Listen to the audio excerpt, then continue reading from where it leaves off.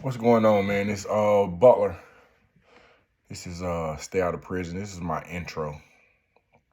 So some of the things that I'll be touching on this particular page is strategies in which to stay out of prison. I'll also be commenting on and reacting to videos that center around people that could have made better decisions and decided to do otherwise, thus landing them in handcuffs.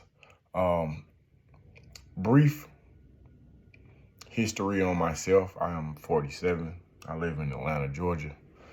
Born and raised here. I've only lived one other place. I lived in Roanoke, Virginia, Salem, Virginia when I was younger.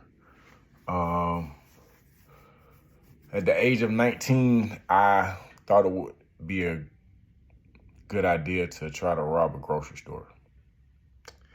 Unfortunately, the county of DeKalb, right here in Georgia, they pay professionals to catch people who want to be unlawful. So while I was in the grocery store, me and about 3 or 4 other people, the police pulled up. The irony of it is the police pulled up not because he had been called or notified. He stopped for a pack of cigarettes. As we were going into the store,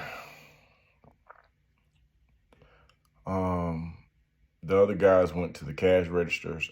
This was a grocery store on Hugh Howell Road. It's no longer, it was an Ingles grocery store. It's no longer a grocery store anymore. Now it's like a Goodwill. I stopped by there, and if you go to one of my other pages, Best Day of My Life, you'll see where I actually do a walkthrough. But on this page, I'm just going to tell you what's going on. So we go into the store. Mind you that we're in a hot box or a stolen car. I had previously taken possession of. We go in to rob the store. I'm at the safe. They're at the cash registers, and we see a police car pull up. The police pulls up behind the vehicle that we are utilizing during this particular act of crime. So we start to run. We start to run towards the back. I realize that, these people are looking to me for leadership still. I talked them into trying to rob this store, and that proved to be unsuccessful. And when I ran to the back of the store, they began to follow me. So then I ran back to the front. Then we get to the vehicle. And as they're getting to the vehicle, I see the police car. And in my mind, I say to myself that they're going to get in a high-speed chase and they're going to get caught. So I run beside the vehicle. Like, this is the grocery store. We're parked here. The police car is there. So as we come out of the grocery store, I am standing, I'm looking inside. My homeboy is driving. I know he's gonna go on a high-speed chase, and in my mind, high-speed chase is just gonna equal to everybody going to jail. So, anticipating that they would get captured or apprehended, I just continued to run down the sidewalk. It was like a shopping center, and so you come out of the grocery store, you run around. I ran around, and they sped off. In my mind, I thought the police was gonna chase them, but the police didn't chase them. The police chased me. And then a guy in an 18-wheeler who was, working class gentleman who decided that he was gonna help the police out. He did, and I was caught. I didn't have any money from the store. I threw the gun that I had, but, of course my fingerprints were all on it. I was booked. I was charged with armed robbery. This was November 1996. I was indicted. I was given aggravated assault for every cash register in the store. When the smoke cleared, I probably went back and forth to court for about 2 or 3 months. No, 2 or 3 years, I'm sorry. 2 or 3 years, cranked the jury trial up. Then after we picked the jury, I decided that, I was guilty. I had to man up. I said to myself, you committed these crimes. And so if you're truly sorry, if you want forgiveness, bro, you lying. I was going to court lying. I'm praying to God, but I'm lying to myself. Like, God gonna get me out of this. Like, you did the crime, bro. So you were unlawful. And in retrospect, I wish I would have had this mindset. But to go into a grocery store, guns a-blazing, is one of the most illogical acts that a human being could possibly pull off. And I attempted to do it, and I failed horribly. When the smoke cleared, I ended up pleading out to 10 years. So I was 19 when I was arrested, and I was 29 when I was released. I was sent to Alto State Prison, where I did some time. Of course, you go to Jackson for diagnostic. Then I was sent to Hayes for about a year or so.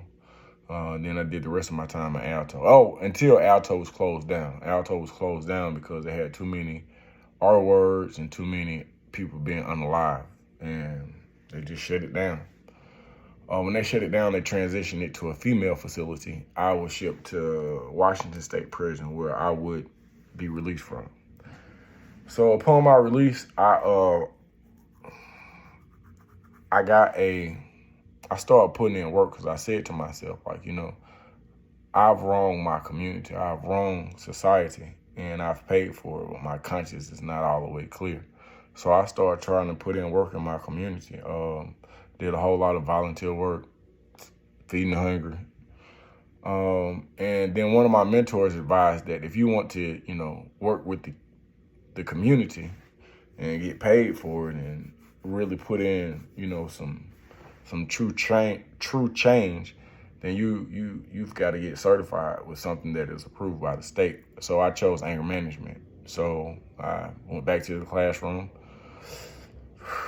I'm now certified, licensed in the state of Georgia for about the last 12, 13 years. So I work with kids at the DeKalb Juvenile Court System, Panthersville, Fulton County Juvenile, Rockdale Adult, trying to get juveniles. I've worked up under several grants. I've worked with DFACS. I've worked with a number of elementary, junior high, and high school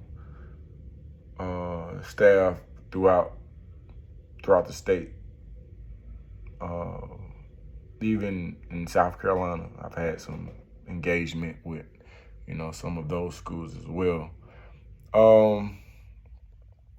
Right now, I have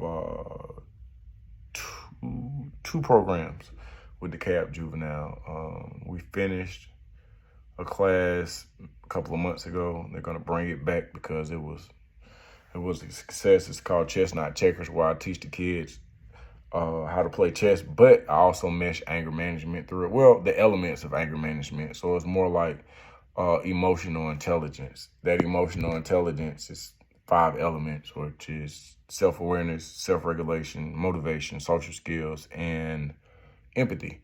So whatever it is that I'm doing, I'm trying to push emotional intelligence, because if we could utilize this, if this concept could become second nature to our youth, then they'd make better decisions.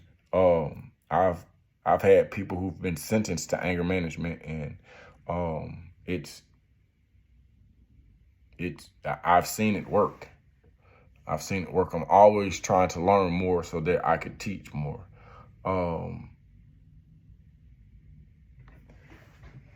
Matter of fact, I just realized I got a client that could possibly be seen sometime this week. But anyway, so my aspect on a lot of the things that I'll be touching on is it touches. I'll be touching on it from a person who is broken the law, a person that has been sentenced to jail, sentenced to prison, done his time, come home, got a full pardon, licensed to carry, it's giving back. I'm still learning, and I'm no angel. But I'm afraid to go to jail. So on my page, you'll see that sometimes I'll just go live. I'm out working.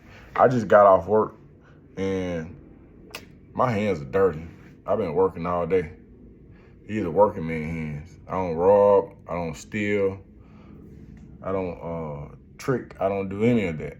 I want to tell you that it's all like I'm just rich, and it's just been, no. I had to get up and work. I had to get up. I started a moonwalk company, an inflatable tent company a couple of years ago. So right now it's November. No, it's October, so I've got some fall festivals. It's about to get slow, so I'll have to, improve in other areas. But I vowed to myself that I was like, you know what? The same amount of energy that it takes to break the law, you can put that same energy in something legal. And it sounds very simple, and it's not. That's why it's hard for me to judge people and say, oh, you shouldn't do this or you shouldn't do that. But in the same breath, I understand what it feels like to not be a man. And when I say that, when you feel like you can't provide for your family or yourself, you feel less than. And if you don't have a skill set that allows you to get out and be prosperous in a lawful manner, then you'll resort back to those elements that got you in trouble in the first place. So it's a constant struggle. It's a constant fight. And so I would hope that, some of the videos that I make will be, beneficial to somebody who may just need to hear it. Some people, they just got to go. They just got to go to jail, unfortunately. But some people would listen. Sometimes I say the things that I wish somebody would have said to me. So sometimes I'll get loud with it, because these young guys, and these young ladies, this generation is they're aggressive. They can be aggressive. I find that if you listen to them, you'll learn more about them. When you learn more about them, it's easier to communicate. It's easier for them to understand where you're coming from and what you're trying to, get them to see. Unfortunately, it doesn't always have a positive outcome. Sometimes it's just detrimental, just bad, just real, real bad. And I know what that real, real bad feels like. So,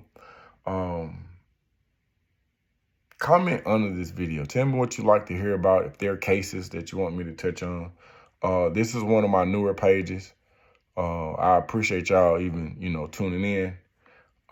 But I want to give you what you want to have, but I also want to give what could possibly be beneficial to people who are, actively staying out of trouble, or people who are actively staying in trouble and need some type of, guidance. So, again, my name is Butler.